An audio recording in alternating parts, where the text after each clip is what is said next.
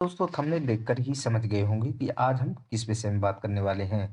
दोस्तों आज हम ऐसे विषय की बात करने वाले हैं जो कि दोस्तों आपके लिए बहुत ही ज़्यादा इम्पोर्टेंट है। अगर किसी व्यक्ति की वो ग्रामीण क्षेत्र से निवास करता है और खेती करता है, किसी कारण से उसकी मृत्यु हो जाती है, दुर्घटना हो जाती है, तो उसके पास कोई ज़मीन नहीं है, उसको कैसे किसान दुर्घटना का लाभ मिलेगा, ये जानने के लिए वीडियो में बने रहना है। चलिए दोस्तों वीडियो को स्टार्ट करते हैं। यहाँ पर दोस्तों बड़ा बदलाव किया गया है। हालाँकि मैंने कुछ समय पहले ये वीडियो बनाया था कि आप कैसे ऑनलाइन इसका आवेदन कर सकते हैं। तो दोस्तों मैं डिस्क्रिप्शन में भी लिंक दे दूँगा और आई बटन पर भी मिल जाएगा जहाँ से आप ऑनलाइन आवेदन कर पाएँगे। अब ये जानते हैं कि दोस्तों जिनके पास ज़मीन नहीं है, अगर वो भी किसी कारण से यहाँ पर भगवान ना करे किसी के साथ ऐसा हो, अगर उनके साथ कुछ घटना घट जाती है, अगर वो क्षतिग्रस्त हो जाते हैं या कुछ ऐसी स्थिति में कुछ घटना हो जाती है, तो कैसे आप लाभ ले पाएँगे? उनके पास ज़मीन भी नहीं है, तो सरकार ने कुछ चेंजेस किए हैं, आइए उस चेंजेस के बारे में जानते हैं। यहाँ पर दोस्तों आज तक की कुछ न्यूज़ है, हम पढ़ लेते हैं। हादसा हुआ तो किसान और उसका परिवार और बटाईदार सब मुआवजे के हकदार होंगे। यूपी में किसान बीमा में बड़ा बदलाव किया गया है ये।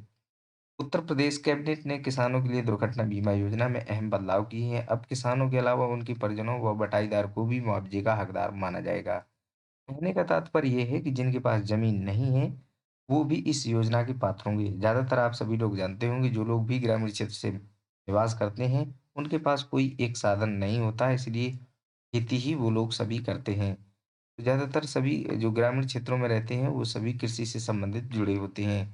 तो यहाँ पर स्पष्ट सी बात है कि सभी लोगों के पास ज़मीन नहीं है। तो ये अच्छी गवर्नमेंट की पहल है कि जिन लोगों के पास ज़मीन नहीं है, अगर उनका परिवार का भरण-पोषण से कुछ हो जाता है किसी कारण से, तो उनको परिवार के लिए जो यहाँ पर जो सहायता राशि है, वो आपको प्रदान की जाएगी बटाईदार के रूप में। अब कैसे इसका लाभ मिलेगा, हम सारी चीज़ों पर डिस्कस करेंगे। तो यहाँ पर पूरी न्यूज़ पढ़ लेते हैं। योगी कैबिनेट ने उत्तर प्रदेश के किसानों को बटाईदार के हित में एक महत्वपूर्ण योजना स्वीकृत हुई है। मुख्यमंत्री कृषक दुर्घटना बीमा योजना का नाम मुख्यमंत्री कृषक दुर्घटना कल्याण योजना करने के साथ ही इसके नियम और सुविधाओं में बदलाव किया गया है।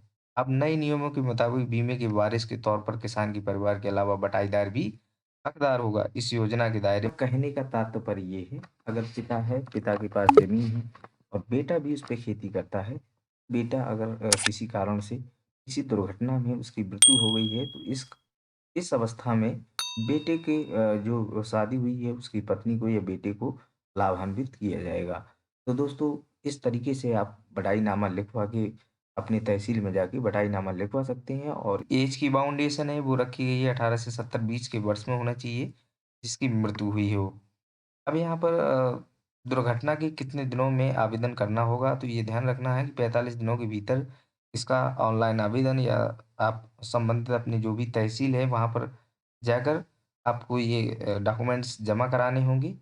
ये 75 दिनों से अधिक होने के बाद आपका आवेदन स्वीकार नहीं किया जाएगा। 3 मंथ से पहले इसको जमा करना होगा, सारे डॉक्यूमेंटों को। अब डॉक्यूमेंट क्या-क्या लगेंगे, वो भी हम सारी चीज़ों पर डिस्कस करने वाले हैं। तो यहाँ पर मुख्यमंत्री की प्रमुख बातें जान लेते हैं। यहाँ पर जो मुख्यमंत्री कृषक बीमा योजना का लाभ है, वो बटाईदार को भी मिलेगा। हालाँकि पहले ऐसा नहीं होता था, जिनके पास ज़मीन होती थी, केवल उन्हीं को इस योजना का लाभ दिया जाता था। पहली बार ऐसा होगा कि जिससे बटाईदार भी आच्छादित होंगे, इसका दायरा भी पहले योजना का बढ़ाया और इस योजना के तहत बीमे की अधिकतम राशि 5 लाख रुपए है।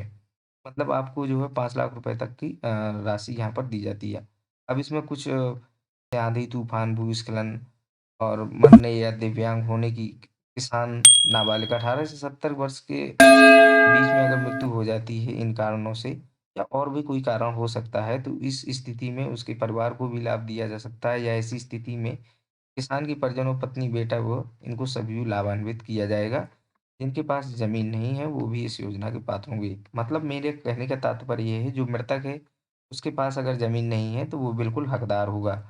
यहाँ पर सारी चीज़ें लिखी हुई हैं। हालाँकि ये जो है काफ़ी थोड़ा पुरानी न्यूज़ है, लेकिन अभी हमने इस पे अपडेट किया, इस पे काम भी किया और मुआवज़ा भी दिलवाया, तो हम लोगों को इस बारे में पूरी अच्छे से जानकारी की।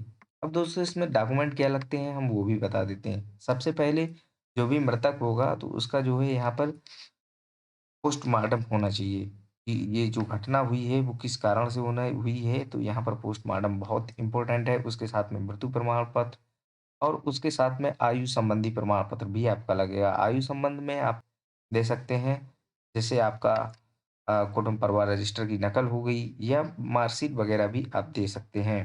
इसके अलावा आवेदक का आधार कार्ड, मृतक का आधार कार्ड, आवेदक का यहाँ पर जो शव विच्छेदन है वही मैंने बताया पोस्टमार्टम रिपोर्ट होना चाहिए। अगर आपने एफआईआर दर्ज कराई है तो उसकी भी एक प्रति होना चाहिए। इसके अलावा जो आवेदक है उसका बैंक पासबुक, उसका एक फ़ोटो, ये सारी चीज़ें आपको और आय, जात, निवास, ये सारी चीज़ें आपको आप ऑनलाइन आवेदन भी कर सकते हैं। वीडियो के माध्यम से आप देख सकते हैं किस तरीके से हमने यहाँ पर दिखाया है। वीडियो के डिस्क्रिप्शन में लिंक दे दूँगा जहाँ से आप ऑनलाइन आवेदन भी कर पाएँगे, या आप ऑनलाइन आवेदन नहीं कर पाते हैं तो आपको अपने संबंधित तहसील में लेखपाल, जो भी आपकी ग्राम पंचायत में लेखपाल हैं, उनसे संपर्क करना है और इस योजना का फॉर्म भरवा देना है। ये ध्यान रखना है कि इस योजना का जो लाभ है वो 45 दिनों के भीतर ही दिया जाता है, मतलब 45 दिनों के भीतर ही आपको ऑनलाइन आवेदन करवाना होगा। और दोस्तों, अगर आपके पास ज़मीन नहीं है तो बटाईनामा होता है, वहीं तहसील में लिखवाया जाता है, तो बटाईनामा लिखवा के आप इसके लिए दावा कर सकते हैं। और ये दोस्तों जो है लेखपाल के पास जाएगा, जो लेखपाल सारी रिपोर्ट लगाएगा, वो सारी जाँचें करके यहाँ पर जो है जिले की समिति पर भेजेगा। जो जिले की जिस समिति है, वो आपके कलेक्ट्रेट साहब होते हैं अध्यक्ष, वो वहाँ समिति में तय करते हैं कि हाँ, ये किसान इस योजना के पात्र हैं। तो शासन को रिक्वेस्ट डाली जाती है, आप और ऑफ़लाइन भी ये फ़ॉर्म डाले जाते हैं। तो यहाँ पर आपका एक नंबर दे दिया जाएगा, आपके सारे डॉक्यूमेंट वेरीफ़ाई होंगे।